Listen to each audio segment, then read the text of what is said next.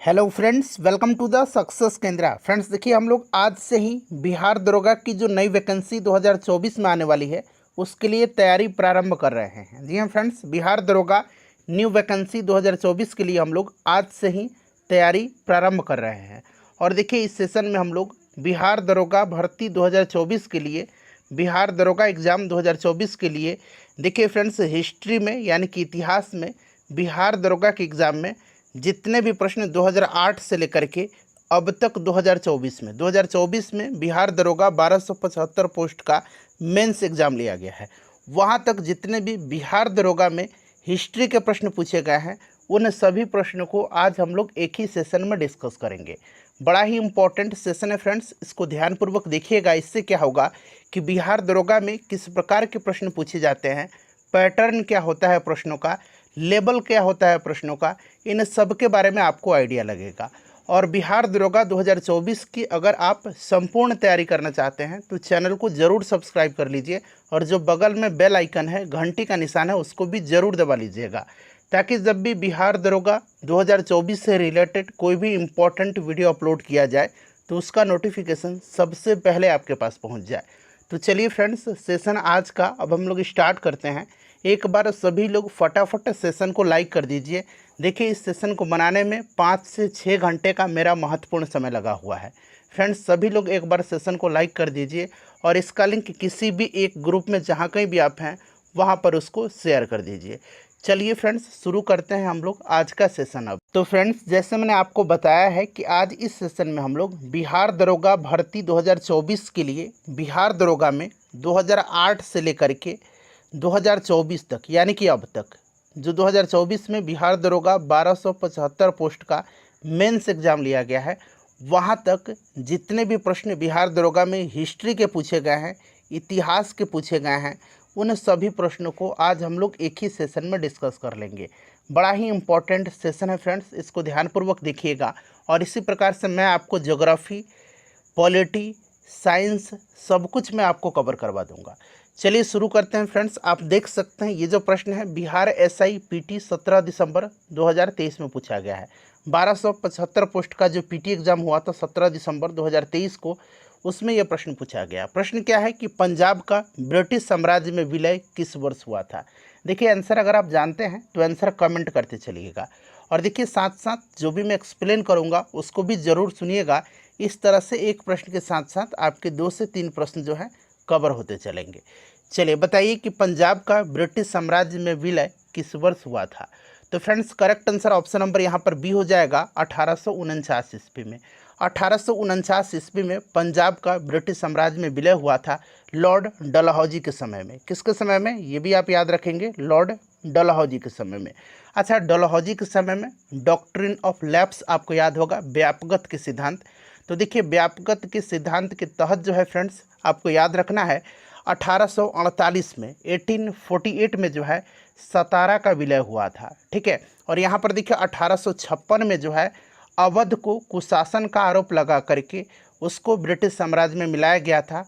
किसके समय में, डलहौजी के समय में। जितनी भी मैंने बातें बताया हैं ये डलहौजी से संबंधित मैंने आपको बताया है। और उस समय अवध का नवाब कौन था, जब 1856 में अवध पर कुशासन का आरोप लगा करके उसको ब्रिटिश साम्राज्य में मिलाया गया, तो वाजिद अली शाह था। ठीक है, ये सारे पॉइंट्स आप ध्यान रखेंगे। इससे बेहतर कंटेंट बिहार दरोगा के लिए पूरे यूट्यूब पर आपको कहीं नहीं मिलेगा। जो लोग जुड़े हुए हैं हमसे, 4-5 साल का अनुभव है, वो लोग जानते हैं।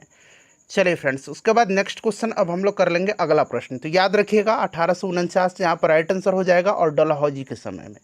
चलिए उसके बाद देखिएगा कि सुभाष चंद्र बोस द्वारा फॉरवर्ड ब्लॉक का गठन कब किया गया।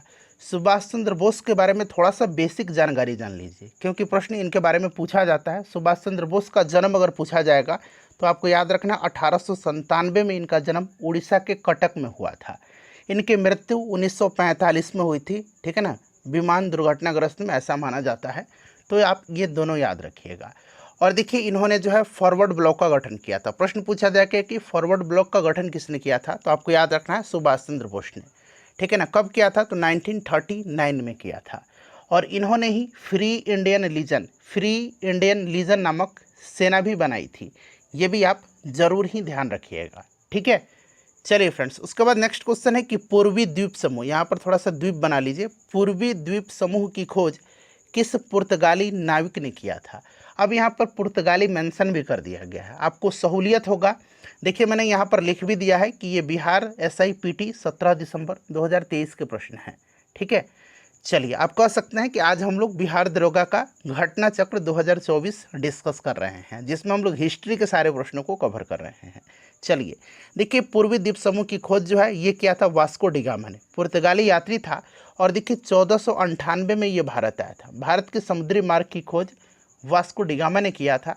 1498 में ये भारत पहुंचा था, ये भी आप ध्यान रखिएगा। चलिए फ्रेंड्स, उसके बाद नेक्स्ट क्वेश्चन है कि कालाशोक किस राजवंश से संबंधित था? कालाशोक जो था यह किस राजवंश से संबंधित था? तो सबसे पहले आपको ध्यान रखना है, कालाशोक जो था ना, यह किसका उत्तराधिकारी था? प्रश्न ये भी बन सकता है। तो कालाशोक शिशुनाग का उत्तराधिकारी था। और शिशुनाग जो था, ये शिशुनाग वंश की स्थापना शिशुनाग ने ही किया था।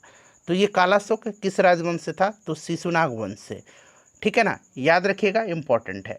अच्छा, ये जो कालाशोक है इसको काकवर्ण भी कहा जाता है। कालाशोक को काकवर्ण भी कहा जाता है, ये याद रखिएगा। काकवर्ण के नाम से किसको जाना जाता है? तो याद रखेंगे कालाशोक को। ठीक है। अच्छा, बात यहाँ पर शिशुनाग वंश की आई हुई है, तो इसके बारे में जान लीजिए। मैंने संस्थापक का नाम बता दिया, शिशुनाग ही है। और शिशुनाग वंश का अंतिम शासक जो है ये नंदीवर्धन है। कौन है? नंदीवर्धन शिशुनाग वंश का आखिरी शासक है। क्लियर? तो ये भी आप साथ साथ ध्यान रखेंगे। फ्रेंड्स, सेशन पसंद आ रहा है तो प्लीज़ लाइक करें। आपका एक लाइक ही हमें मोटिवेट करता है, और 5 से 6 घंटा का समय लगा है इस सेशन को बनाने में मेरा। चलिए देखिए, फ्रांस का शासक लुई 16वां किस राजवंश से था? बड़ा ही इंपॉर्टेंट क्वेश्चन है। क्यों लुई 16वां इंपॉर्टेंट है, तो मैं आपको बताता हूँ। देखिए, लुई 16वां के समय ही फ्रांस की राज्य क्रांति हुई थी। फ्रांस की राज्य क्रांति आपको भली भांति याद होगा कि 1789 ईस्वी में हुई थी। और उस समय फ्रांस में किस प्रकार की व्यवस्था थी? तो सामंती व्यवस्था थी।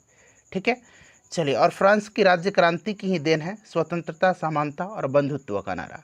और ये जो लुई 16वां था, ये आपका यहाँ पर मैंने अंग्रेजी में भी लिख दिया है। ठीक है ना, बॉर्बन वंश से था। ठीक है ना, तो यहाँ पर option number C right answer हो जाएगा। क्लियर? चलिए फ्रेंड्स, देखिए वर्ल्ड हिस्ट्री से भी अब बिहार दरोगा में प्रश्न पूछे जा रहे हैं, तो आप निश्चिंत रहिए। वर्ल्ड हिस्ट्री का मेरे पास आपके लिए रामबाण तरीका है। ठीक है ना, मैं वर्ल्ड हिस्ट्री ऐसे आपको करवा दूंगा कि आपको आजीवन याद हो जाएगा। चलिए फ्रेंड्स, उसके बाद देखिए, निम्नलिखित में से कौन रैयतवाड़ी व्यवस्था का प्रतिपादक था? बात यहाँ पर रैयतवाड़ी व्यवस्था की हो रही है। थोड़ा सा रैयतवाड़ी व्यवस्था के बारे में जान लीजिएगा। देखिए, रैयतवाड़ी व्यवस्था जो है ना फ्रेंड्स, यहाँ पर ध्यान दीजिएगा, 1792 में 1792 ईस्वी में मद्रास प्रेसिडेंसी के बारामहल जिले में, यहाँ मैं लिखता हूँ, बारामहल जिले में सर्वप्रथम लागू किया गया था। और इसका प्रतिपादक कौन था? तो ये थॉमस मुनरो, यहाँ पर आप देख रहे हैं, option number B right answer हो जाएगा। अस्थाई बंदोबस्त लॉर्ड कॉर्नवालिस के समय लागू किया गया था। और अस्थाई बंदोबस्त की योजना को जॉन सोर ने बनाया था। यहाँ पर आप जॉन सोर देख रहे हैं, आगे मिलेगा, इसके बारे में भी हम चर्चा करेंगे। चलिए फ्रेंड्स, उसके बाद नेक्स्ट क्वेश्चन है हमारा कि हिटलर का जन्म कहाँ हुआ था? हिटलर का जन्म, देखिए वर्ल्ड हिस्ट्री से प्रश्न पूछा जा रहा है, तो इसीलिए मैं आपको बता रहा हूँ कि आप तैयारी वर्ल्ड हिस्ट्री का भी अब करिएगा। देखिए हिटलर का जन्म कहाँ पर हुआ था? देखिए हिटलर का जन्म जो हुआ था फ्रेंड्स, ये ऑस्ट्रिया में हुआ था। सबसे पहले तो आप ऑस्ट्रेलिया नहीं, ऑस्ट्रिया, AUSTRA, ऑस्ट्रिया। ठीक है ना, हिंदी में मैं लिख देता हूँ, ऑस्ट्रिया। ठीक है ना, ऑस्ट्रिया में हुआ था। और ऑस्ट्रिया के किस शहर में इसका जन्म हुआ था? तो एक ब्राउनो शहर था। ठीक है ना, यहाँ में इस तरह से भी कहीं कभी आपको लिखा मिलेगा, ब्राउनो शहर में। ठीक है ना, ब्राउनो, यहाँ पर देखिए अंग्रेजी में मैंने ब्राउनो लिख दिया है, तो option number A right answer हो जाएगा, ऑस्ट्रिया के। ठीक है ना, चलिए, और कब? तो 1889 में, 1889 में, 1889 में। चलिए, उसके बाद देखिएगा कि भारत छोड़ो आंदोलन के प्रस्तावक कौन था? अच्छा, भारत छोड़ो आंदोलन से संबंधित कुछ प्रश्न बनता है। जैसे भारत छोड़ो का नारा देखिए किसने दिया था? तो फ्रेंड्स, ये दिया था यूसुफ मेहर अली ने। भारत छोड़ो का नारा किसने दिया था? तो यूसुफ मेहर अली ने दिया था।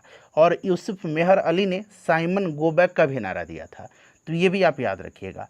और 8 अगस्त 1942 ये दिन आपको भलीभांति याद होगा। 8 अगस्त 1982 को, ठीक है ना, महात्मा गांधी ने ब्रिटिश शासन को समाप्त करने का आह्वान किया और मुंबई में अखिल भारतीय कांग्रेस कमेटी के सत्र में भारत छोड़ो आंदोलन शुरू किया था। गांधी जी ने ग्वालियर टैंक मैदान में अपने भाषण में करो या मरो का आह्वान किया, जिसे अब अगस्त क्रांति मैदान के नाम से भी जाना जाता है, ग्वालियर टैंक को। ठीक है, स्वतंत्रता आंदोलन की ग्रैंड ओल्ड लेडी के नाम से जाना जाता है अरुणा असफ अली को, जिन्होंने भारत छोड़ो आंदोलन के दौरान मुंबई के ग्वालियर टैंक मैदान में भारतीय ध्वज फहराने के लिए उनको जाना जाता है। तो ये सब पॉइंट याद रखें कि यहाँ पर जवाहरलाल नेहरू राइट आंसर होगा। ठीक है, चलिए देखिए, व्यक्ति जो देश बंधु के नाम से जाना जाता है। अच्छा, दीन बंधु और देश बंधु कन्फ्यूजन होता होगा, निश्चित रूप से होना भी चाहिए।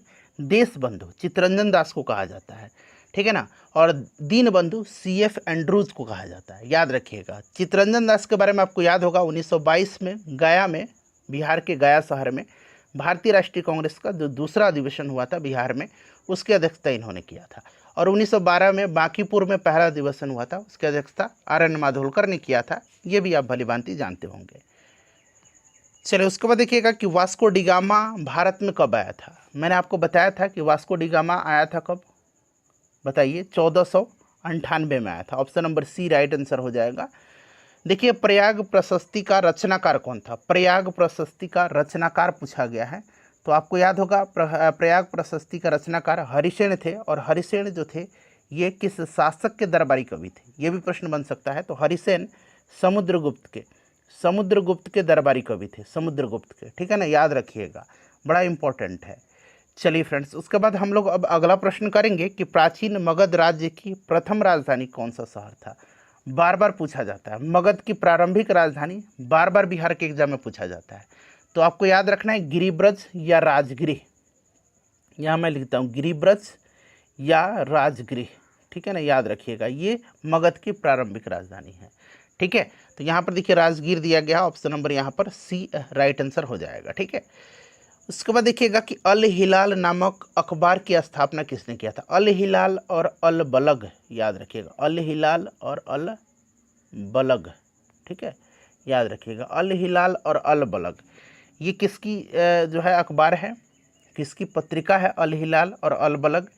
तो ये मौलाना अबुल कलाम आज़ाद जी की है, याद रखिएगा, अल हिलाल और अल बलग दोनों। ठीक है, चलिए उसके बाद देखिएगा कि कौशाम्बी किस महाजनपद की राजधानी थी। कौशाम्बी, अच्छा 16 महाजनपद था, 16 महाजनपद के बारे में जानकारी जो मिलती है ये अंकुत्तर निकाय बौद्ध ग्रंथ और जैन ग्रंथ भगवती सूत्र से प्राप्त होती है। 16 महाजनपदों में मगध सबसे शक्तिशाली था, ठीक है ना, याद रखिएगा। और देखिए फ्रेंड्स, इसमें देखिए मगध की राजधानी की बात करते हैं, तो मगध की राजधानी मैंने आपको बता ही दिया है। अब बात करते हैं कौशाम्बी जो है किस महाजनपद की राजधानी थी। तो कौशाम्बी जो है ना, ये किसकी राजधानी है फ्रेंड्स, बताइए, कौशाम्बी किसकी राजधानी है? देखिए, तो कौशाम्बी जो है ये वत्स की राजधानी है, ठीक है ना, वत्स महाजनपद की राजधानी कहाँ पर है? कौशाम्बी है। अच्छा, कुरु महाजनपद की राजधानी कहाँ पर है? तो इंद्रप्रस्थ है, यहाँ मैं लिखता हूँ कहाँ पर है, इंद्रप्रस्थ है, ठीक है, इंद्रप्रस्थ, ये आधा 100 है। कौशल जो था, कौशल महाजनपद की राजधानी ये श्रावस्ती थी, कहाँ पर? श्रावस्ती, जहाँ पर गौतम बुद्ध ने सर्वाधिक उपदेश दिए थे। काशी की राजधानी कहाँ पर है? काशी महाजनपद की, तो ये वाराणसी थी, ठीक है फ्रेंड्स, तो ये सब आप ध्यान रखेंगे। चलिए उसके बाद देखिएगा कि रूस किस संधि के द्वारा प्रथम विश्व युद्ध से अलग, देखिए रूस किस संधि के द्वारा प्रथम विश्व युद्ध से अलग हुआ था। तो आपको याद रखना है ब्रेस्ट लिटोवस्क की संधि के तहत, ब्रेस्ट लिटोवस्क की संधि के तहत रूस प्रथम विश्व युद्ध से अलग हुआ था। और ये जो ब्रेस्ट लिटोवस्क की संधि थी एक शांति संधि थी, जो कि रसिया और सेंट्रल जो पावर था जर्मनी, ऑस्ट्रिया, हंगरी, इन सब के बीच में हुआ था। तो ऑप्शन नंबर यहाँ पर D राइट आंसर हो जाएगा। वर्साई की संधि तो आपको पता होगा प्रथम विश्व युद्ध के बाद हुआ था, इसको आरोपित संधि कहा जाता है, और जर्मनी पर हर्जाने के रूप पर भारी रकम थोपी गई थी वर्साई की संधि के तहत। चलिए, ये 1919 की घटना है। चलिए उसके बाद नेक्स्ट क्वेश्चन है कि निम्नलिखित में से कौन बंगाल में अस्थायी बंदोबस्त का प्रस्तावक था। अस्थायी बंदोबस्त की अगर हम बारे बात करते हैं तो अभी मैंने बताया था कि अस्थायी बंदोबस्त की योजना जॉन शोर ने बनाई थी, और ये किसके समय में? तो कॉर्नवालिस के समय में अस्थायी बंदोबस्त को जो है लागू किया गया था 1793 में, लॉर्ड कॉर्नवालिस के समय में, ठीक है।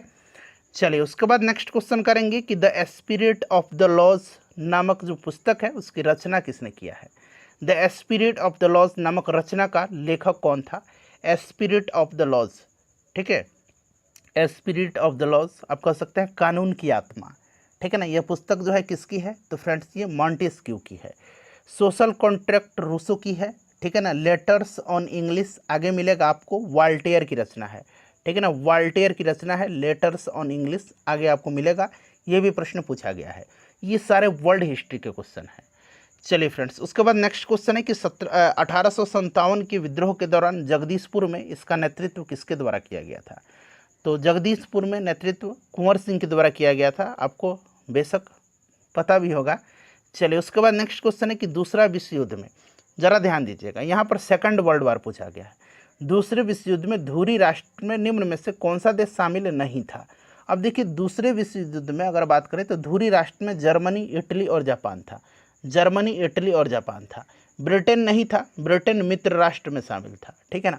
अब अगर बात करते हैं प्रथम विश्व युद्ध में, तो प्रथम विश्व युद्ध में यहाँ पर जब आप जापान देख रहे हैं ना, प्रथम विश्व युद्ध में जापान जो है यह धुरी राष्ट्र में है, धुरी राष्ट्र में नहीं था। दूसरे विश्व युद्ध में जापान धुरी राष्ट्र में है, लेकिन प्रथम विश्व युद्ध में यह मित्र राष्ट्र में था, ठीक है ना। चलिए, और मित्र राष्ट्र में दूसरे विश्व युद्ध में मित्र राष्ट्र में ब्रिटेन, फ्रांस, यूएसए, सोवियत संघ, ये सब थे, ठीक है। चलिए उसके बाद देखिएगा कि ईस्वी सन 1809 में फारसी में गिफ्ट टू मोनोथिस्ट किसने लिखी है।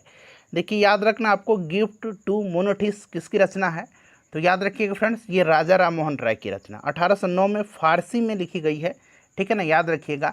और एक और इनकी रचना याद रखिएगा, तुलफत, यहाँ मैं लिखता हूँ तुलफत उल मुआवदीन, ठीक है ना, मुआहिदीन, ठीक है, याद रखिए, ये भी इन्हीं की रचना है। क्लियर। चलिए उसके बाद देखिए, पुस्तक हिंद स्वराज जो है, हिंद स्वराज निम्नलिखित में से किसके द्वारा लिखी गई है। तो हिंद स्वराज लिखे हैं कौन, महात्मा गांधी जी लिखे हैं, ठीक है। आप ये मेंस का पेपर मैं आपको करा रहा हूँ 1275 पोस्ट का। चलिए उसके बाद नेक्स्ट क्वेश्चन है कि इंडियन नेशनल कांग्रेस का प्रथम अध्यक्ष कौन था। तो इंडियन नेशनल कांग्रेस का पहला अध्यक्ष WC बनर्जी थे, व्योमेश चंद्र बनर्जी। मुंबई में पहला अधिवेशन हुआ था, बम्बई में, जिसमें 72 प्रतिनिधियों ने हिस्सा लिया था। अच्छा, दूसरा अध्यक्ष भी पूछा जा रहा है आजकल, तो याद रखिएगा दादा भाई नौरोजी, ठीक है ना। 1886 में जो कलकत्ता अधिवेशन हुआ था, दूसरा अधिवेशन था, इसी की अध्यक्षता इन्होंने किया था। क्लियर। वैसे भारतीय राष्ट्रीय कांग्रेस की स्थापना A.O. ह्यूम ने किया था 1885 में, और उस समय वायसराय लॉर्ड डफरिन था। ये सारे पॉइंट याद रखिएगा। चलिए फ्रेंड्स, उसके बाद नेक्स्ट क्वेश्चन है कि नौजवान भारत सभा की स्थापना किसने किया। नौजवान भारत सभा की स्थापना किसने किया, बताइए। तो देखिए, नौजवान भारत सभा की स्थापना 1926 में भगत सिंह जी के द्वारा किया गया। नेक्स्ट क्वेश्चन है हमारा कि औरंगजेब की मृत्यु कब हुई थी। औरंगजेब की अगर मृत्यु पूछा जा रहा है तो निश्चित रूप से जन्म भी आपको याद रखना है, ठीक है ना। हो सकता है जन्म पूछा जाए। 1618 ईस्वी में इसका जन्म हुआ था और इसकी मृत्यु 1707 ईस्वी में हुई थी, औरंगजेब की मृत्यु, ठीक है। चलिए उसके बाद देखिए, गौतम बुद्ध ने धर्मचक्र परिवर्तन कहाँ से आरंभ किया था। धर्मचक्र परिवर्तन यानी कि पहला उपदेश जो इन्होंने दिया था, तो इन्होंने ये सारनाथ में दिया था, ठीक है ना। सबसे ज़्यादा उपदेश इन्होंने श्रावस्ती में दिए हैं। नेक्स्ट क्वेश्चन है, भीमराव अंबेडकर ने डिप्रेस्ड क्लास एसोसिएशन की स्थापना कब किया। भीमराव अंबेडकर जी ने डिप्रेस्ड क्लास एसोसिएशन की स्थापना कब किया था। तो देखिए फ्रेंड्स, इन्होंने 1930 में डिप्रेस्ड क्लास एसोसिएशन की स्थापना किया था, और 1936 में इन्होंने जो है स्वतंत्र श्रमिक पार्टी की स्थापना किया था। स्वतंत्र श्रमिक पार्टी की इन्होंने स्थापना किया था 1936 में, स्वतंत्र श्रमिक पार्टी का। चलो उसके बाद देखिए, इब्न बतूता किस सदी में भारत आया था। अच्छा, इब्न बतूता आया था किसके शासनकाल में, मोहम्मद बिन तुगलक के शासनकाल में, इब्न बतूता, ठीक है ना, याद रखिएगा। ये मोरक्को के यात्री था। इसकी प्रसिद्ध पुस्तक रहला है, और इब्न बतूता से संबंधित प्रश्न बार बार पूछा जाता है 14वीं शताब्दी में, ठीक है। उसके बाद देखिए, सुंग वंश के बाद किस वंश ने शासन किया था। सुंग वंश। अच्छा, सुंग वंश की बात करते हैं तो सुंग वंश का जो आखिरी शासक था देवभूति, ठीक है ना, देवभूति। इसका मंत्री था वासुदेव। इसका मंत्री कौन था, इसका मंत्री कौन था देवभूति का, वासुदेव था, ठीक है ना, वासुदेव था। तो ये जो सुंग वंश का अंतिम शासक देवभूति था, उसका मंत्री वासुदेव जो था, उसने इसकी हत्या कर दिया, ठीक है ना, और हत्या करके कर्ण वंश की स्थापना किया था। तो सुंग वंश के बाद कर्ण वंश आया था, ठीक है। चलिए उसके बाद देखिए, 1916 में कांग्रेस अधिवेशन कहाँ आयोजित हुआ था। सिंपल सा क्वेश्चन है, 1916 में कांग्रेस अधिवेशन कहाँ पर हुआ था। तो फ्रेंड्स, ये लखनऊ में हुआ था, ठीक है ना, लखनऊ में हुआ था। इसकी अध्यक्षता अंबिका चरण मजुमदार ने किया था, ये भी आप ध्यान रखिएगा। चलिए फ्रेंड्स, उसके बाद नेक्स्ट क्वेश्चन है, कांग्रेस का पहला विभाजन किस वर्ष हुआ था, यानी कि कांग्रेस की पहली फूट जो पड़ी थी, ये किस वर्ष पड़ी थी। तो ये सूरत में पड़ा था, 1907 का सूरत अधिवेशन है, option number C. Right answer हो जाएगा। ठीक है, चलिए उसके बाद नेक्स्ट क्वेश्चन है कि सोशल कॉन्ट्रैक्ट किसके द्वारा लिखा गया है। तो अभी मैंने बताया सोशल कॉन्ट्रैक्ट को लिखा है किसने, सोशल कॉन्ट्रैक्ट को रूसो ने लिखा है। मॉन्टेस्क्यू की रचना अभी मैंने आपको बताया था, मॉन्टेस्क्यू की रचना क्या है, स्पिरिट ऑफ द लॉज, ठीक है ना। और वॉल्टेयर की रचना लेटर्स ऑन इंग्लिश, ठीक है ना, यहाँ मैं लिख देता हूँ लेटर्स ऑन द इंग्लिश, ये वॉल्टेयर की रचना है। चलिए उसके बाद देखिए बक्सर के युद्ध के समय दिल्ली का शासक कौन था।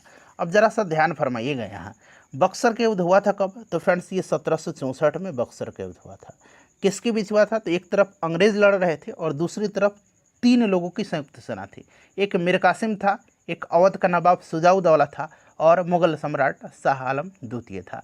तो दिल्ली पर शासक कौन कर रहा था उस समय, मुगल सम्राट कर रहे थे, यानी कि मुगल सम्राट कौन था ये पूछा जा रहा है, क्लियर ना। तो शाह आलम द्वितीय, यानी कि यहाँ पर देखिए शाह आलम दिया गया, option number C right answer हो जाएगा।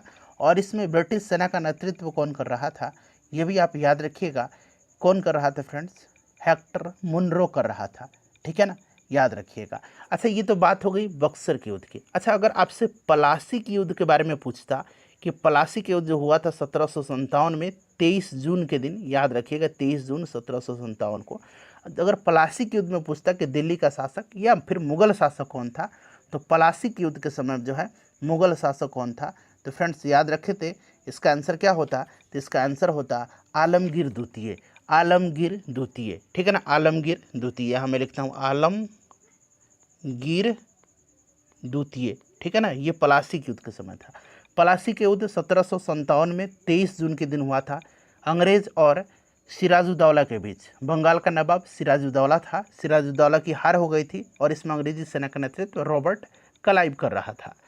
चलिए उसके बाद देखिएगा कि आधुनिक भारत का प्रथम पुरुष किसे कहा जाता है। आधुनिक भारत का प्रथम पुरुष कहा जाता है राजा राम मोहन राय को। पत्रकारिता का अग्रदूत भी इनको माना जाता है भारत में, याद रखिएगा राजा राम मोहन राय के बारे में, ठीक है। उसके बाद देखिएगा कि डिमेट्रियस, नाम जरा ध्यान से सुनिएगा, डिमेट्रियस एक था डाइमेकस, ठीक है ना, डिमेट्रियस किसके समकालीन था, ठीक है ना। डिमेट्रियस जो था ये सालिसुका का समकालीन था, ठीक है ना। और ये डाइमेकस था, डाइमेकस आपको पता होगा, डाइमेकस आया था किसके समय में, तो ये बिंदुसार के समय में, बिंदुसार के समय में डाइमेकस आया था। और एक था कौन, एक था डायनीसियस, एक था कौन, एक था डायनीसियस, ठीक है ना, डायनीसियस, डायनीसियस, डायनीसियस आया था किसके समय में, तो अशोक के समय में, ठीक है फ्रेंड्स, इसको भी आप याद रखेंगे। चलिए उसके बाद देखिएगा कि मुगल काल में पूरे राज्य का वित्त व्यवस्था कौन अधिकारी देखता था। मुगल काल में ये जो वित्त व्यवस्था था ये कौन सा अधिकारी देखता था, बताइए, राइट आंसर क्या होगा। तो फ्रेंड्स देखिए ये देखता जो था ना उसका नाम क्या था, तो उसका नाम हुआ करता था दीवाने आला, ठीक है ना, या फिर वजीर इसको कहा जाता था। तो यहाँ पर देखिए दीवान इसको कहा जाता था या वजीर भी इसको कहा जाता था। चलिए उसके बाद देखिए 1946 के शाही नौसेना का नेतृत्व किसने किया था, बताइए राइट आंसर क्या होगा। 1946 में जो शाही नौसेना विद्रोह हुआ था इसको रॉयल इंडियन नेवी विद्रोह या बॉम्बे विद्रोह भी कहा जाता है, ठीक है ना। फरवरी 1946 की यह घटना है। और ज़रा सा गौर फरमाइएगा कि 1946 की रॉयल इंडियन नेवी विद्रोह का समाप्त करने में महत्वपूर्ण भूमिका किसने निभाया था, तो सरदार पटेल ने निभाया था, ये भी आप साथ साथ ध्यान रखेंगे, ठीक है ना फ्रेंड्स। और यहाँ पर देखिएगा दरअसल ब्रिटिश जहाज़ पर कार्य करने वाले जो कर्मचारी थे उनके द्वारा यह किया गया था। देखिए 1946 में 18 फरवरी के दिन यहाँ पर लिखता हूँ मैं NS तलवार, याद रखिएगा, ठीक है ना, NS तलवार नामक जहाज़ के कर्मचारियों ने ब्रिटिश सरकार के समक्ष खराब खाना जो मिला था उसके बारे में शिकायत किया था। और इस पर ब्रिटिश अधिकारियों को पता है जवाब क्या आया था, भिखमंगों को चुनने की छूट नहीं हो सकती है, ये जवाब था उनका, ठीक है। नौसैनिक कर्मचारियों ने सरकार की इस जो विभेदात्मक नीति थी उसके खिलाफ विद्रोह कर दिया था। तो यहाँ पर देखिए इसके पूछा गया नेतृत्व तो MS खान ने किया था। MS खान को जो है आपको याद भी होगा अगर आपने पढ़ा होगा, MS खान को जो है अध्यक्ष चुना गया था और मदन सिंह को उपाध्यक्ष चुना गया था, ठीक है ना। चलिए नेक्स्ट क्वेश्चन है हमारा, अगला प्रश्न है हमारा कि संगम साहित्य में देखिए मोवेंदार में कौन से 3 राज्य का वर्णन है। तो संगम साहित्य में तो आपको पता है चोल, चेर और पांड्य, यही 3 राज्य हैं, तो ऑप्शन यहाँ पर ए राइट आंसर हो जाएगा।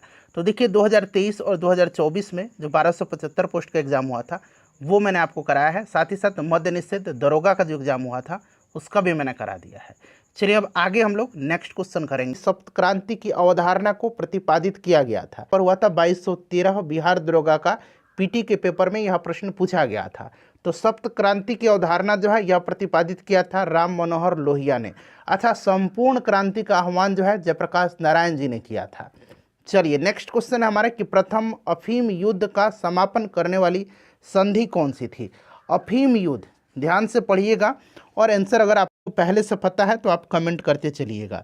देखिए प्रथम अफीम युद्ध जो था यह 1839 से लेकर के 1842 के दरमियान हुआ था और यह जो युद्ध था यह समापन हुआ था नानकिन के संधि के तहत। ठीक है, नानकिन के संधि के तहत हुआ था। ध्यान रखेंगे, राइट आंसर इसका ऑप्शन नंबर ए हो जाएगा।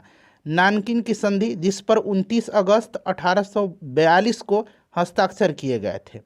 चलिए नेक्स्ट क्वेश्चन है हमारा कि जहांगीर के शासनकाल में निम्नलिखित में से किस चित्रकार को नादिर उल असर के खिताब से नवाजा गया, बताइए।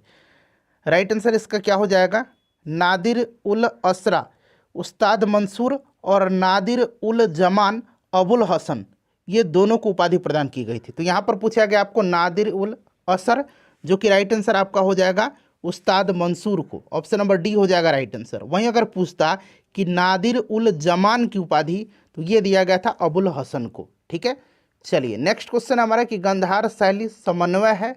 गंधार कला शैली जो है अगर हम बात करें तो इस कला का विकास जो है कुषाण शासक कनिष्क के काल में हुआ था। ठीक है, गांधार कला बौद्ध कला की एक शैली थी जो वर्तमान उत्तर पश्चिमी पाकिस्तान एवं पूर्वी अफगानिस्तान में पहली शताब्दी ईसा पूर्व एवं 7वीं शताब्दी ईसा पूर्व के बीच विकसित हुई थी।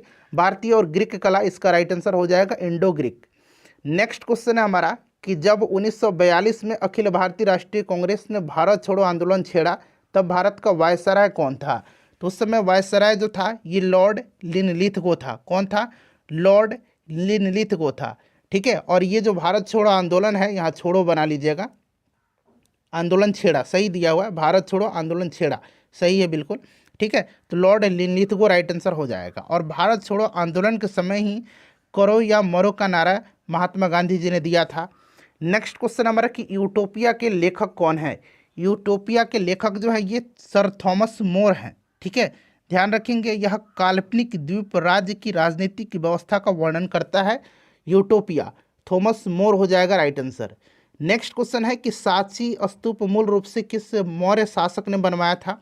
सांची का स्तूप जो है यह किसने बनवाया था, बहुत ही सिंपल सा क्वेश्चन है, इसका राइट आंसर आपको पता होगा। करेक्ट आंसर जो होगा फ्रेंड्स ये आपका अशोक हो जाएगा। ठीक है, कौन बनवाया था, अशोक बनवाया था और 1989 में इसे यूनेस्को की विश्व धरोहर स्थल के रूप में शामिल भी किया गया है। चलिए तो ये अशोक हो जाएगा राइट आंसर इसका। नेक्स्ट क्वेश्चन है कुतुब मीनार के प्रवेश द्वार को जाना जाता है। कुतुब मीनार के प्रवेश द्वार को जाना जाता है तो ये अलाई दरवाज़ा। कुतुब मीनार परिसर में कुव्वत उल इस्लाम मस्जिद के दक्षिणी हिस्से के मुख्य द्वार है अलाई दरवाज़ा। ठीक है, जिसे 1311 ईस्वी में खिलजी वंश के शासक अलाउद्दीन खिलजी ने बनवाया था। तो यहाँ पर देखिएगा ये आपका अलाई दरवाज़ा हो जाएगा।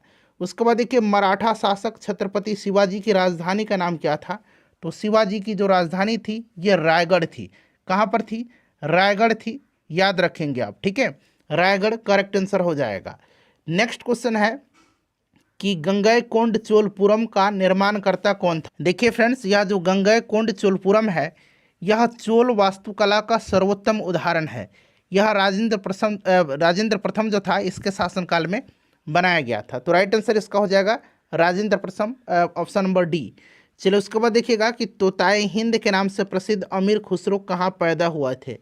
तो अमीर खुसरो का जन्म जो हुआ था ये पटियाली में हुआ था। कहाँ पर, पटियाली में, पटियाला नहीं पटियाली में हुआ था, ध्यान रखेंगे। ठीक है, तोताए हिंद के नाम से इनको जाना जाता है। नेक्स्ट क्वेश्चन हमारा कि निम्नलिखित सुल्तानों में से कौन जो है लाख बख्श के नाम से जाना जाता है। लाख बख्श यानी कि लाखों का दान करने वाला, तो ये लाख बख्श जो है यह कुतुबुद्दीन ऐबक है। ठीक है, चलिए उसके बाद नेक्स्ट क्वेश्चन है कि औरंगजेब की मृत्यु के समय मराठा साम्राज्य का नेतृत्व किसके पास था। औरंगजेब की मृत्यु के समय पूछा गया है, बताइए राइट आंसर इसका क्या हो जाएगा। तो करेक्ट आंसर इसका क्या हो जाएगा बताइए फ्रेंड्स।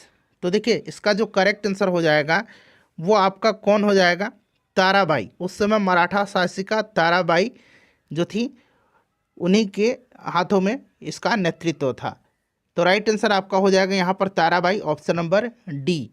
नेक्स्ट क्वेश्चन हमारा कि निम्नलिखित का सही कालक्रम बताना है आपको। तो यहाँ पर देखिएगा मैं कालक्रम आपको बता देता हूँ। सबसे पहले यहाँ पर देखिए भारतीय राष्ट्रीय कांग्रेस की स्थापना 1885 में, उसके बाद भारत छोड़ो आंदोलन 1942 में, दूसरा गोलमेज सम्मेलन जो हुआ था यह आपका 1900 कब हुआ था, 31 में हुआ था, और साइमन कमीशन का रिपोर्ट जो है यह आपका हो जाएगा 1927 में।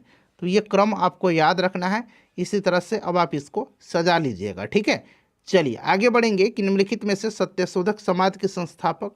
तो सत्यशोधक समाज की स्थापना 1873 में किसने किया था, ज्योतिबा फूले जी ने किया था।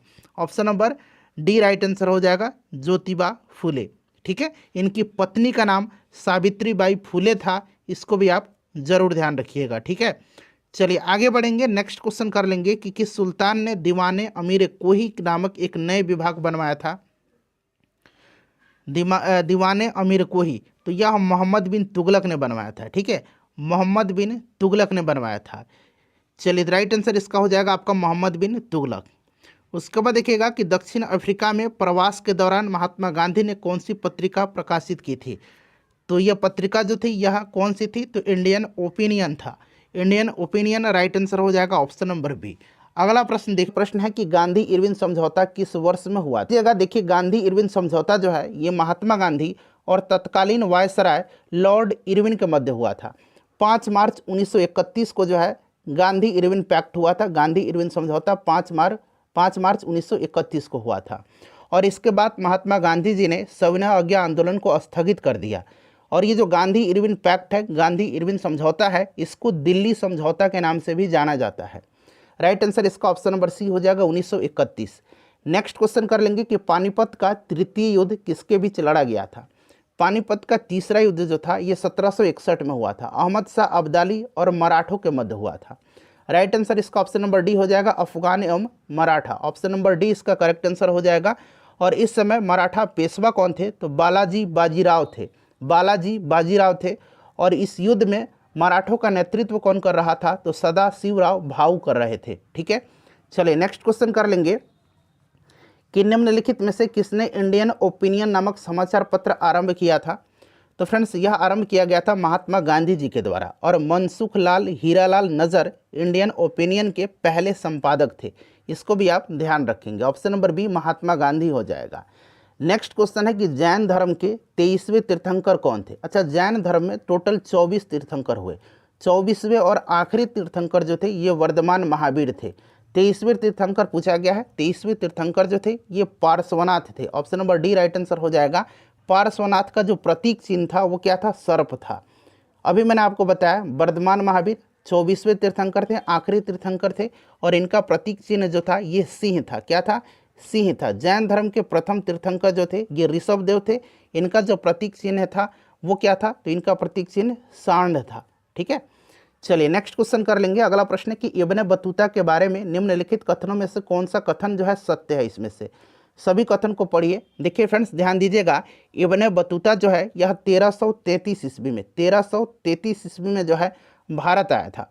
और उस समय शासक कौन था, तो मोहम्मद बिन तुगलक था। यानी कि मोहम्मद बिन तुगलक के समय भारत आया था। क्लियर। सुल्तान ने इसे दिल्ली का काजी नियुक्त किया और 1342 में जो है सुल्तान ने इसे अपने राजदूत के रूप में चीन भेजा था। यह मोरक्को का यात्री था, सही है। और उसने रहला नामक प्रसिद्ध पुस्तक की रचना की। तो ये तीनों जो है सही दिया गया है, ठीक है। तो राइट आंसर इसका हो जाएगा, सभी सत्य हैं, option number D. Next question हमारा कि निम्नलिखित में से सन 1919 में कौन सी घटना की वजह से रविंद्रनाथ टैगोर ने अपनी नाइटहुड की उपाधि वापस लौटा दी थी। नाइटहुड की उपाधि यानी कि सर की उपाधि। तो राइट आंसर इसका हो जाएगा जालियांवाला बाग हत्याकांड के विरोध में। Option number C correct answer हो जाएगा। जालियांवाला बाग हत्याकांड जो है 13 अप्रैल 1919 को हुआ था, ध्यान रखेंगे। 13 अप्रैल 1919 को डेट सहित आपको याद रखना है। जालियांवाला बाग हत्याकांड के विरोध में जो है ध्यान देंगे, महात्मा गांधी जी ने कैसर हिंद की उपाधि लौटा दी थी। जमुनालाल बजाज ने राय बहादुर की उपाधि लौटा दी थी। और रविंद्रनाथ टैगोर ने नाइटहुड यानी सर की उपाधि लौटा दी थी। नेक्स्ट क्वेश्चन कर लेंगे कि निम्नलिखित में से किसे मुगल बादशाह द्वारा बुरहान उल मुल्क की उपाधि प्रदान की गई थी। बुरहान उल मुल्क की उपाधि जो है यह सादत खां को प्रदान की गई थी। Option number A right answer हो जाएगा। सादत खान जो था यह अवध स्वायत्त साम्राज्य का संस्थापक था।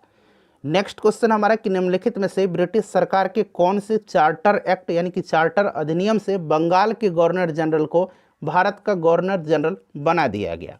राइट आंसर इसका हो जाएगा 1833 के चार्टर अधिनियम के तहत। ध्यान रखेंगे फ्रेंड्स, 1833 का जो चार्टर अधिनियम है इसे 1833 का सेंट हेलेना अधिनियम भी कहा जाता है, सेंट हेलेना एक्ट भी इसको कहा जाता है। और इसी के तहत जो है ध्यान रखेंगे बंगाल के गवर्नर जनरल को भारत का गवर्नर जनरल बना दिया गया।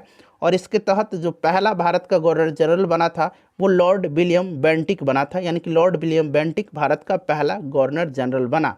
1833 इसका राइट आंसर हो जाएगा। उसके बाद देखिएगा कि सक्कर खेड़ा की युद्ध जो है लड़ाई जो है कब हुई थी। सक्कर खेड़ा की लड़ाई जो है यह हुई थी 11 अक्टूबर 1724 को। 11 अक्टूबर 1724 को यह युद्ध हुई थी। ठीक है फ्रेंड्स, और यह युद्ध निजाम उल मुल्क और दक्कन के सूबेदार मुबारिज खां के मध्य हुआ था। मुबारिज खां, यहाँ मैं लिख देता हूँ मुबारिज खां। ठीक है, याद रखेंगे किसके बीच हुआ था, तो ये हुआ था निजाम उल मुल्क और दक्कन के सूबेदार मुबारिज खान के मध्य। और इसमें जो है ध्यान रखेंगे इसमें जो आपका निजाम उल मुल्क था उसकी जीत हुई थी और इस युद्ध में मुबारिज खां मारा गया था। तो ये 11 अक्टूबर 1724 हो जाएगा राइट आंसर, जो कि ऑप्शन नंबर सी में दिया गया है। कनिष्क के शासनकाल में बौद्ध संगति का आयोजन कहाँ पर हुआ था। कनिष्क के शासनकाल में चौथी बौद्ध संगति का आयोजन जो है यह कुंडलवन कश्मीर में हुआ था। Option number D right answer हो जाएगा। पहला बौद्ध संगति राजगृह में हुआ था, किसके समय में, तो अजात शत्रु के समय में। दूसरा वैशाली में हुआ था कालाशोक के समय में। और तीसरा पाटलिपुत्र में अशोक के शासनकाल में हुआ था। 1816 में सुगौली की संधि अंग्रेज और किसके बीच हस्ताक्षरित हुई थी। तो देखिए 1816 में जो सुगौली की संधि हुई थी इसके तहत आंग्ल नेपाल युद्ध का अंत हुआ था। और यह किसके बीच हुआ था, गोरखा और अंग्रेजों के मध्य हुआ था। और इस समय जो था गवर्नर जनरल कौन था, तो लॉर्ड हेस्टिंग था। कौन था, लॉर्ड हेस्टिंग्स था, याद रखेंगे इसको भी। देखिए निम्नलिखित में से कौन तीसरे तीर्थंकर थे। जैन धर्म के तीर्थंकर के बारे में पूछा गया है। तो तीसरे तीर्थंकर जो थे ये संभवनाथ थे। ऋषभदेव जो थे ये पहले तीर्थंकर थे। अजीतनाथ जो थे, ध्यान रखेंगे अजीतनाथ ये दूसरे तीर्थंकर थे। और यहाँ पर सुमतिनाथ दिया गया है, ये सुमतिनाथ पांचवें तीर्थंकर थे। नेक्स्ट क्वेश्चन कर लेंगे कि निम्नलिखित में से किसने ठगी के उन्मूलन से संबंधित सुधार लागू किए। ठगी से संबंधित पूछा गया है, तो ये लॉर्ड विलियम बेंटिक था। लॉर्ड विलियम बेंटिक ने कर्नल सलीमन की सहायता से 1830 ईस्वी तक ठगी प्रथा को समाप्त कर दिया था। लॉर्ड विलियम बेंटिक, और इसी ने सती प्रथा को भी प्रतिबंधित किया था।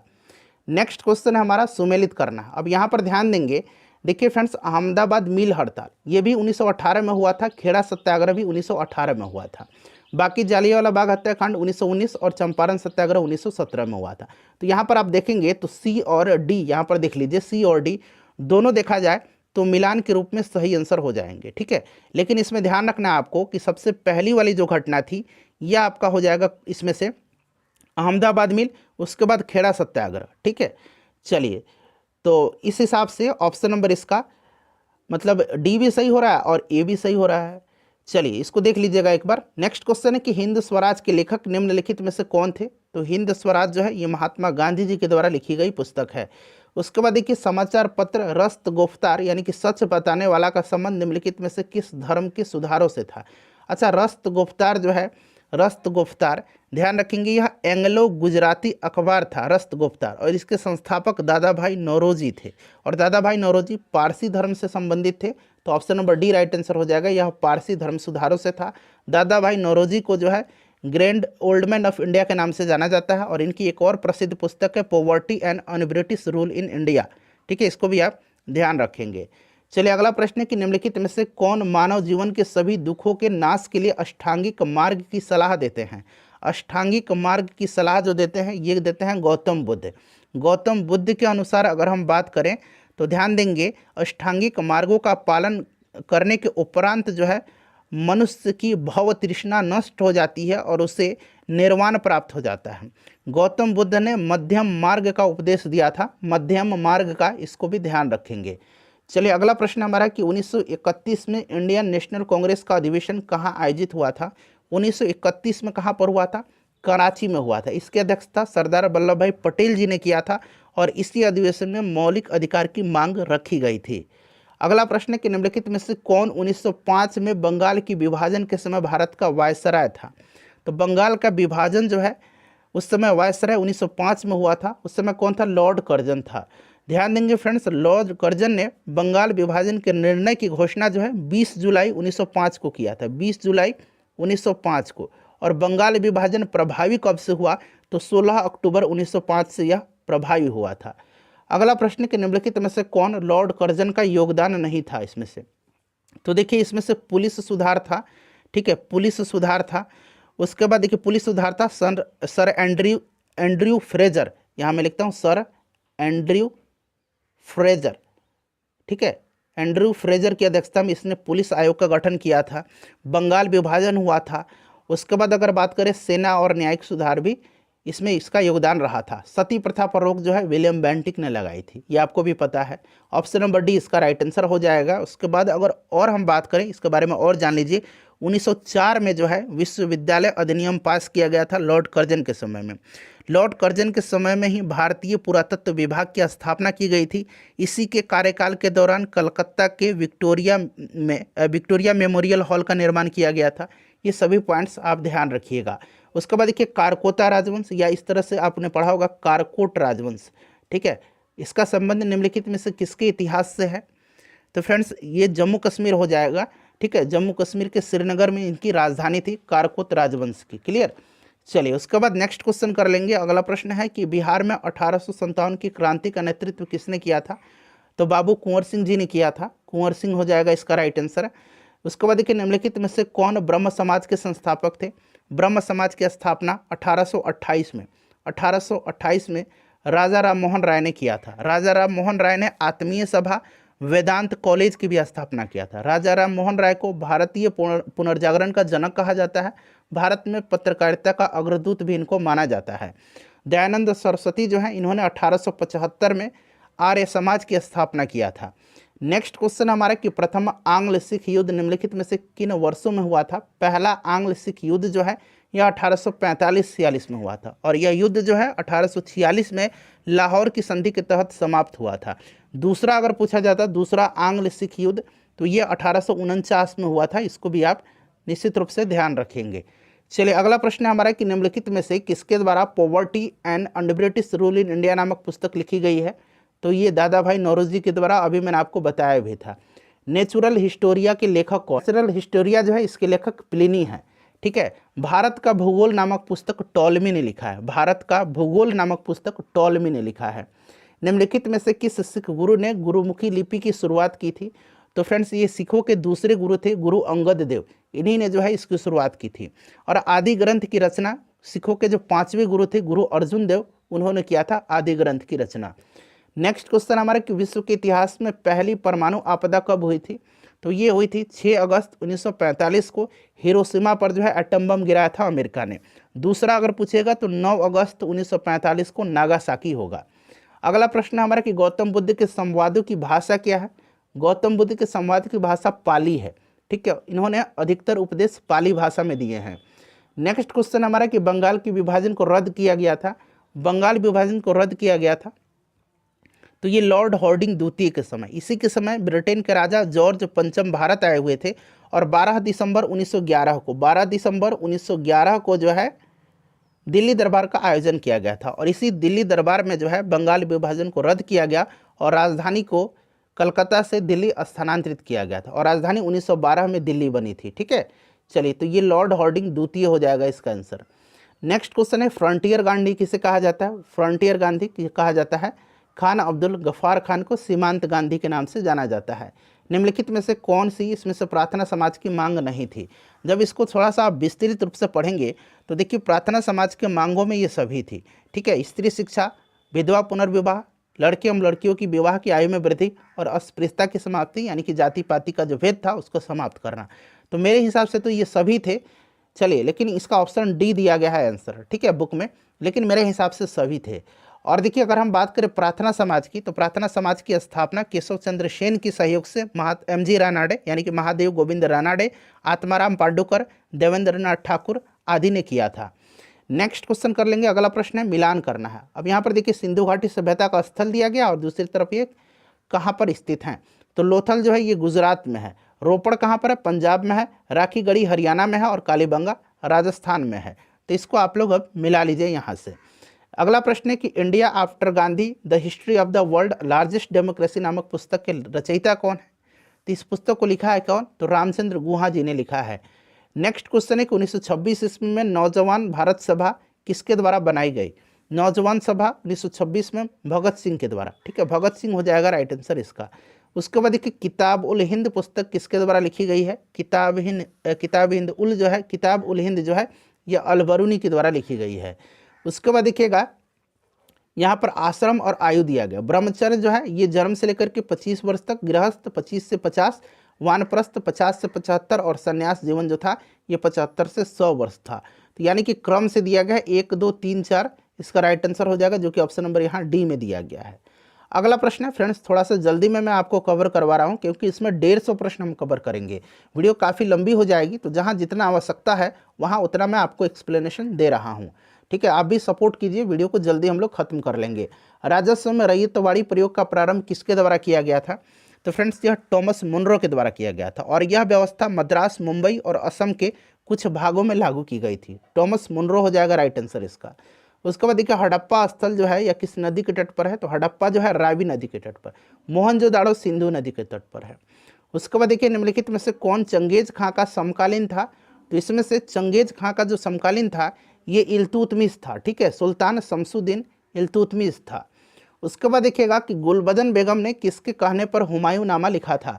गुलबदन बेगम जो थी ये हुमायूं की बहन थी और बाबर की बेटी थी और ये अपने भतीजे अकबर के अनुरोध पर हुमायूं नामा लिखी थी। तो अकबर हो जाएगा इसका राइट आंसर। सीरी शहर और सीरी के दुर्ग का निर्माण किसने करवाया था। ध्यान से सुनिएगा, देखिए, जमैयत खाना मस्जिद, सीरी का किला, हजार खंबा महल, अलाई दरवाज़ा, इन सब का निर्माण जो है अलाउद्दीन खिलजी ने करवाया था। ऑप्शन नंबर इसका सी राइट आंसर हो जाएगा। देखिए, अकबर ने 1567 ईस्वी में चित्तौड़ आक्रमण के समय वहाँ का शासक कौन था। अकबर जो था ये 1567-68 के दौरान जो है मेवाड़ पर आक्रमण किया था और उस समय शासक जो था ये महाराज कौन थे, महाराणा उदय सिंह थे। Option number C right answer हो जाएगा। और 1568 में फाइनली जो थी मुगल सेना जो थी ये चित्तौड़गढ़ के किले पर कब्जा कर ली थी। नेक्स्ट क्वेश्चन है, शेरशाह का मकबरा कहाँ पर स्थित है। इसका आंसर आप मुझे कमेंट करके बताएंगे। बहुत ईजी प्रश्न है और मुझे पूरी उम्मीद है कि आप सभी लोगों को इसका आंसर पता भी होगा। नेक्स्ट क्वेश्चन है, कथा सरित सागर के लेखक कौन है। देखिए, पुस्तक और लेखक से संबंधित एक सेपरेट वीडियो में जितने भी प्रश्न पिछले 12 वर्षों में बिहार एसएससी के द्वारा पूछे गए हैं उनको मैंने कवर करवाया हुआ है और फ्रिक्वेंटली 2-3 प्रश्न पूछे जाते हैं बिहार एसएससी में पुस्तक और लेखक से, तो उस वीडियो को जरूर देख लीजिएगा। तो देखिए, कथा सरित सागर के लेखक जो हैं ये सोमदेव हैं। कौन है, सोमदेव हैं। नेक्स्ट क्वेश्चन है, गुप्तकालीन प्रथम गणितज्ञ और खगोल शास्त्री। अब यहाँ देखिए खगोल शास्त्री भी लगा हुआ है, ये कौन थे, तो ये बराहमीर थे, ठीक है, बराहमीर थे। अगला प्रश्न हमारा कि निम्नांकित में से किसने हिंदी भाषा को भारत की राष्ट्रभाषा के रूप में स्वीकारा और पहली बार स्वराज शब्द का प्रयोग किया। तो ये दयानंद सरस्वती जी थे, स्वामी दयानंद सरस्वती, राइट आंसर इसका हो जाएगा। उसके बाद देखिए, अखिल भारतीय राष्ट्रीय कांग्रेस की प्रथम भारतीय महिला अध्यक्ष। यहाँ देखिए प्रथम भारतीय महिला पूछा गया, तो प्रथम अगर महिला पूछा जाता तो ये एनी बेसेंट होती जो कि 1917 के कोलकाता अधिवेशन की अध्यक्षता की थी, और प्रथम भारतीय पूछा गया है तो ये सरोजनी नायडू हो जाएगा जो 1925 के कानपुर अधिवेशन की इन्होंने अध्यक्षता किया था। अगला प्रश्न है कि रविन्द्रनाथ टैगोर ने सर की उपाधि क्यों लौटा दी थी। देखिए, दूसरे तरह से प्रश्न है यह, तो जालियांवाला बाग हत्याकांड के विरोध में। ऑप्शन नंबर बी नाइटहुड यानी कि सर की उपाधि लौटा दी थी। भारतीय मुस्लिम लीग की स्थापना किस वर्ष हुई थी। मुस्लिम लीग की स्थापना जो है ये 30 दिसंबर 1906 को ढाका बांग्लादेश में हुई थी। 1906 इसका राइट आंसर हो जाएगा। प्रार्थना समाज के संस्थापक कौन थे, अभी मैंने बताया था केशव चंद्र सेन के सहयोग से एम.जी. रानाडे, आत्माराम पांडुकर और देवेंद्र नाथ ठाकुर इत्यादि लोगों ने किया था। तो यहाँ पर आप देखिएगा महादेव गोविंद रानाडे दिया गया है। अगला प्रश्न हमारा कि गांधी जी ने दांडी यात्रा का प्रारंभ किस तारीख और वर्ष में किया था, ये पूछा गया है। तो दांडी यात्रा की शुरुआत जो है इन्होंने किया था कब, तो अब 12 मार्च 1930 को, 12 मार्च 1930 को ये अपने साबरमती आश्रम से दांडी के लिए प्रस्थान करते हैं और 6 अप्रैल 1930 को, 6 अप्रैल 1930 को ये दांडी पहुंच करके नमक कानून को तोड़ते हैं और सविनय अवज्ञा आंदोलन स्टार्ट करते हैं। ठीक है, चलिए अगला प्रश्न है कि स्वाधीनता आंदोलन के दौरान पूर्ण स्वराज के लक्ष्य की घोषणा की गई थी। पूर्ण स्वराज का लक्ष्य आपका जो लाहौर अधिवेशन था 1929 का, जिसका अध्यक्षता पंडित जवाहरलाल नेहरू ने किया था, इसी में इसकी मांग की गई थी। नेक्स्ट क्वेश्चन है कि सूफी संत ख्वाजा मोइनुद्दीन चिश्ती का उर्स कहाँ पर मनाया जाता है। तो मोइनुद्दीन चिश्ती है, तो ये चिश्ती संप्रदाय के प्रमुख संत थे, आपको पता है, और अजमेर शरीफ इसका राइट आंसर हो जाएगा। उसके बाद देखिएगा कौन सा विश्व निकाय जो है इसमें से 1920 ईस्वी में स्थापित हुई थी और 1946 ईस्वी में भंग हो गई थी। तो 1920 याद रखेंगे, यहाँ पर आप याद रखेंगे कि लीग ऑफ नेशन जो थी, लीग ऑफ नेशन, ठीक है, यहाँ पर देखिए लीग ऑफ नेशन दिया गया है। 10 जनवरी 1920 को इसका एस्टेब्लिशमेंट हुआ था, यानी कि इसकी स्थापना हुई थी 10 जनवरी 1920 को, और ये संस्था समाप्त हो गई 1946 में यूनाइटेड नेशंस के बनने के बाद। चलिए अगला प्रश्न कर लेंगे। नेक्स्ट क्वेश्चन है हमारा कि महात्मा गांधी का जन्म हुआ था, तो यह 1869 में 2 अक्टूबर के दिन। उसके बाद देखिए सिखों के गुरुओं में गुरु गोविंद सिंह थे, तो ये सिखों के आखिरी और 10वें गुरु थे। इनका जन्म 1666 में पटना में हुआ था। 1699 में इन्होंने खालसा पंथ की स्थापना किया था। अगला प्रश्न, कनिष्क राजा थे। कनिष्क जो था ये कुषाण वंश का सबसे प्रतापी शासक था। शक संबंध की शुरुआत इसी ने किया था, याद रखेंगे। उसके बाद देखिएगा कि भारत पर आक्रमण करने वाला पहला मुसलमान कौन था, तो पहला मुसलमान जो था ये मोहम्मद बिन कासिम था। 712 ईस्वी में इसने सिंध पर जो है अधिकार कर लिया था, विजय प्राप्त कर लिया था, और उस समय सिंध का शासक दाहिर था। कौन था? दाहिर था। इसको भी आप ध्यान रखेंगे, पूछा जाता है, तो ये मोहम्मद बिन कासिम हो जाएगा। दिल्ली चलो का नारा किसने दिया था? दिल्ली चलो ये सुभाष चंद्र बोस जी ने दिया था। यहाँ पर देखिए एसएससी बोस दिया गया है। भारत की बुलबुल नाइटिंगेल ऑफ इंडिया किसे कहा जाता है? तो ये सरोजनी नायडू को कहा जाता है। भारत के प्रथम गवर्नर जनरल, देखिए भारत के प्रथम, तो मैंने बताया था 1833 के चार्टर एक्ट के तहत बंगाल के गवर्नर जनरल को भारत का गवर्नर जनरल बनाया गया था, और इसके तहत लॉर्ड विलियम बेंटिक भारत का पहला गवर्नर जनरल बना था। और आखिरी गवर्नर जनरल अगर पूछा जाए भारत का, तो लॉर्ड कैनिंग था। ठीक है, और पहला वायसराय बना था लॉर्ड कैनिंग। चलो उसके बाद देखिएगा कि भारत के सर्वोदय नेता लोकमान्य जो जयप्रकाश नारायण जी थे, इनका जीवन काल क्या है? तो देखिए इनका जन्म जो हुआ था 11 अक्टूबर 1902 को हुआ था, 11 अक्टूबर 1902 को, और इनकी मृत्यु जो हुई थी, इनकी मृत्यु जो है यह 8 अक्टूबर, यहाँ मैं लिख देता हूँ 8 अक्टूबर 1979 को हुई थी। ठीक है, तो यहाँ पर देखिए पूछा गया है कि जीवन काल, तो 1902 से 1979। उसके बाद देखिए विश्वविख्यात जो है सोमनाथ मंदिर को किसने नष्ट किया था? तो 1025 ईस्वी में मोहम्मद गजनी ने। तो यहाँ पर देखिएगा मोहम्मद गजनी दिया गया है, कहाँ पर? तो यहाँ देखिए महमूद दिया गया, सुल्तान महमूद गजनी। ऑप्शन नंबर इसका सी हो जाएगा राइट आंसर। इसने 17 बार जो है भारत पर आक्रमण किया था। चलिए उसके बाद नेक्स्ट क्वेश्चन करेंगे कि हर्षवर्धन के साम्राज्य के समय जो चीनी पर्यटक भारत आया था, कौन था? तो हर्षवर्धन के समय हेन स्वांग आया था। ठीक है, हेन स्वांग आया था। फाहियान किसके समय में आया था? चंद्रगुप्त द्वितीय के समय में। ठीक है, चलिए अगला प्रश्न है हमारा कि पुराने लिच्छवी राज्य की राजधानी कहाँ पर थी? तो इनकी जो राजधानी थी ये वैशाली थी। अच्छा, विश्व का पहला गणतंत्र कहाँ पर स्थापित हुआ था? जरा आप मुझे कमेंट करके बताएंगे। देखिए त्रिपिटक धार्मिक ग्रंथ है। त्रिपिटक यानी कि 3 पिटक हैं, सुत्त पिटक, विनय पिटक और अभिधम्म पिटक। तीनों पिटकों की भाषा क्या है? पाली भाषा है। ये बौद्धों से संबंधित है, बौद्धों का यह धार्मिक ग्रंथ है। संयुक्त राष्ट्र संघ स्थापित हुआ था, तो यह स्थापित हुआ था 24 अक्टूबर, याद रखेंगे 24 अक्टूबर 1945 को। इसका हेडक्वार्टर न्यूयॉर्क में है। अगला प्रश्न है कि पानीपत की तीसरी लड़ाई, पूरी डिटेल में मैंने आपको बताया था अभी। पानीपत का तीसरा युद्ध जो है 1761 में अहमद शाह अब्दाली और मराठों के मध्य हुआ था। ठीक है, चलिए उसके बाद नेक्स्ट क्वेश्चन है कि चंद्रगुप्त मौर्य के साम्राज्य की राजधानी थी। चंद्रगुप्त मौर्य मौर्य वंश का संस्थापक था। राजधानी इसकी पाटलिपुत्र थी। उसके बाद देखिए राजतरंगिणी में कल्हण ने जिस राज्य का वर्णन किया है वह कौन है? अच्छा, कल्हण की पुस्तक है राजतरंगिणी, याद रखना आपको। इसमें कश्मीर के इतिहास का वर्णन किया गया है। गुलाम वंश की स्थापना भारत में हुई, सॉरी मुगल वंश है, गुलाम नहीं मुगल वंश है। गुलाम वंश की बात आई है तो 1206 में गुलाम वंश की स्थापना हुई थी, कुतुबुद्दीन ऐबक ने किया था। और मुगल वंश की स्थापना 1526 ईस्वी में बाबर ने किया था। 1526 में पानीपत का पहला युद्ध हुआ, जिसमें इसने इब्राहिम लोदी को पराजित किया और भारत में मुगल वंश की नींव रखी थी। उसके बाद देखिए अशोक महान पुत्र थे, पुत्र जो थे ये बिंदुसार के थे, और पौत्र पूछेगा तो चंद्रगुप्त मौर्य के पौत्र थे, पोता थे। ठीक है, चलिए उसके बाद देखिएगा कि दिल्ली का सुल्तान जिसने सीरी का किला बनवाया, अभी मैंने एक्सप्लेनेशन के दौरान बताया था ना आपको। ठीक है, सीरी का किला, जमयत खाना मस्जिद, हजार खंबा महल, अलाई दरवाज़ा, ये सब अलाउद्दीन खिलजी ने बनवाया है। मुस्लिम लीग को स्थापित किया गया 1906, मैंने बताया आपको 1906। ठीक है, 30 दिसंबर 1906 को ढाका बांग्लादेश में। पृथक निर्वाचन क्षेत्र को कब लागू किया गया? तो फ्रेंड्स यह 1909 में किया गया था, मार्ले मिंटो सुधार अधिनियम के तहत। उसके बाद देखिए महात्मा गांधी ने दांडी मार्च की शुरुआत की थी। ये प्रश्न एक बार रिपीट हो गया है, क्षमा चाहता हूँ। तो ये 12 मार्च 1930। उसके बाद देखिए स्वराज के लिए आवाज़ उठाने वाला पहला व्यक्ति कौन था? तो ये दयानंद सरस्वती थे। ठीक है, दयानंद सरस्वती थे। उसके बाद देखिएगा कि कन्नौज की लड़ाई किसके बीच लड़ी गई थी? कन्नौज की लड़ाई, इसको बिलग्राम का युद्ध भी कहा जाता है। यह 1540 में हुआ था। कब? 1540 में शेरशाह और हुमायूं के बीच में, हुमायूं और शेरशाह के बीच में। ठीक है, एक हुआ था कौन सा युद्ध? चौसा का युद्ध 1539 में।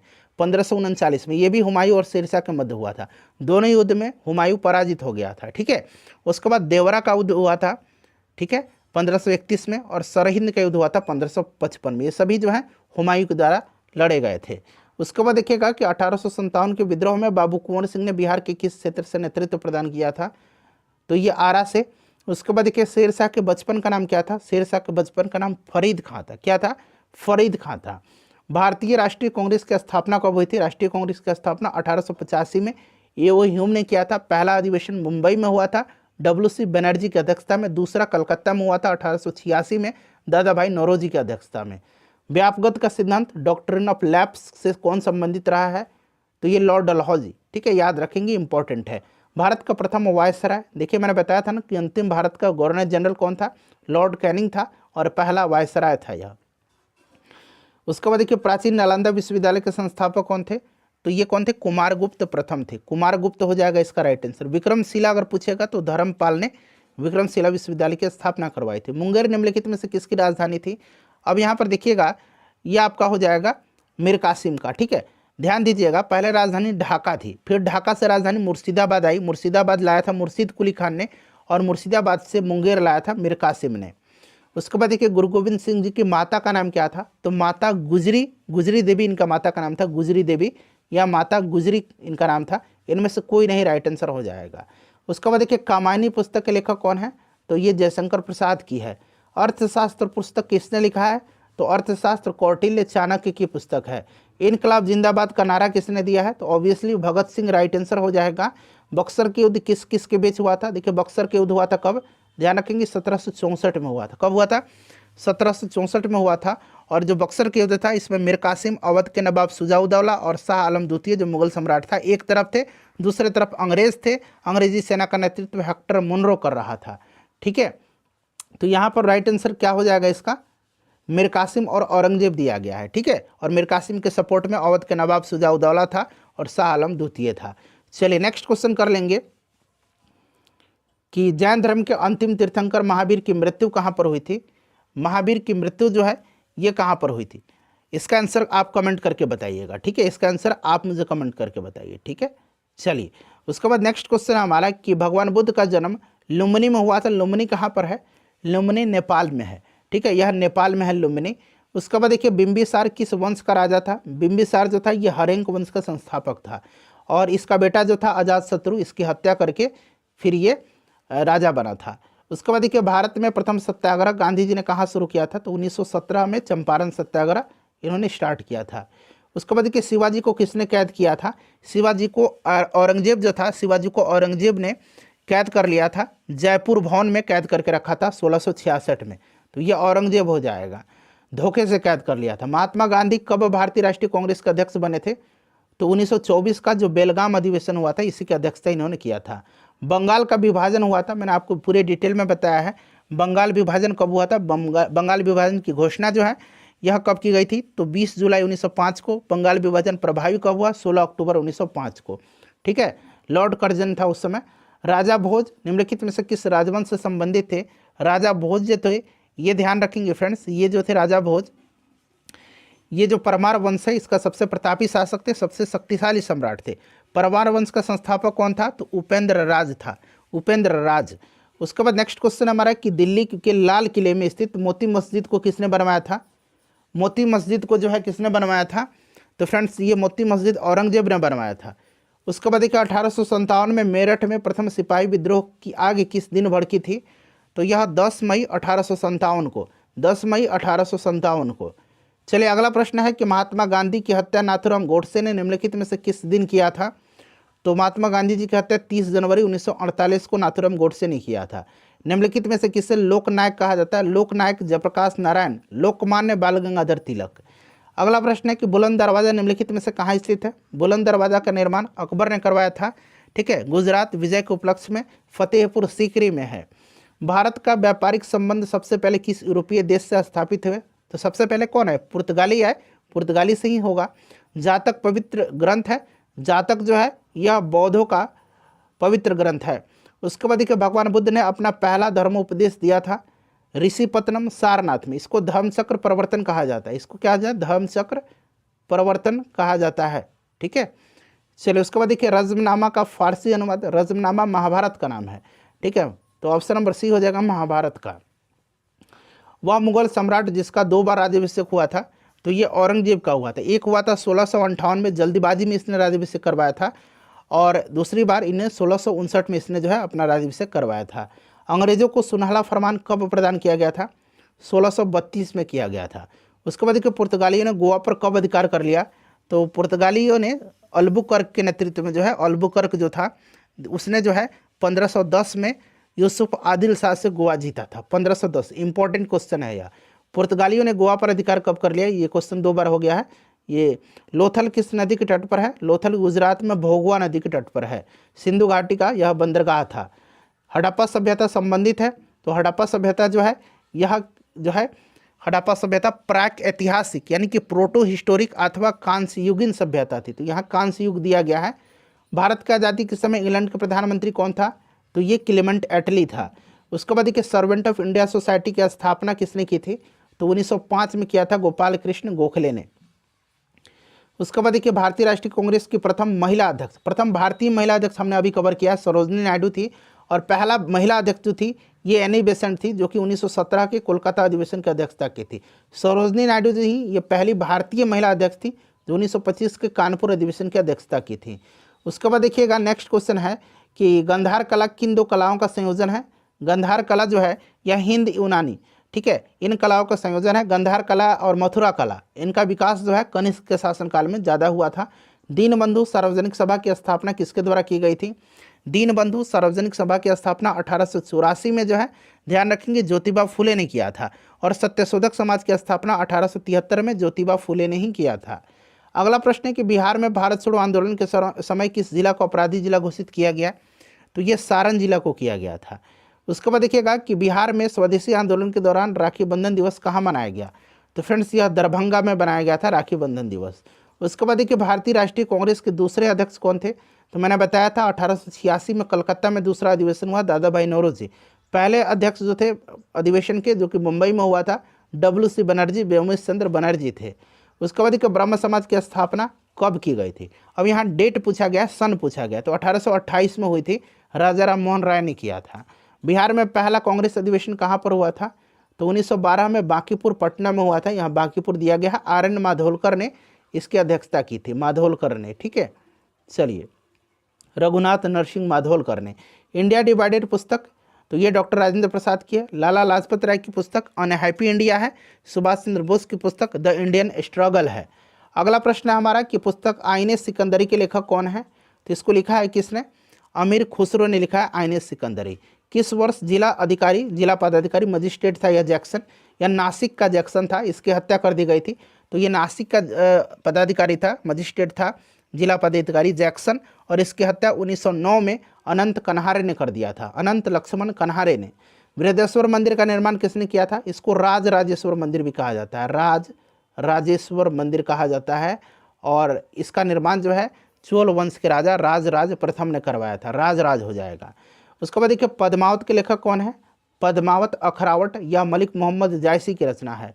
उसके बाद देखिए बुद्ध से संबंधित जो अवसरों से जुड़े हुए प्रतीक हैं उसमें स्तूप किसका प्रतीक है? स्तूप जो है इनकी मृत्यु का प्रतीक है। ठीक है। उसके बाद गृह त्याग जो है, गृह त्याग का प्रतीक घोड़ा है। जन्म का प्रतीक जो है ये कमल या सांड है।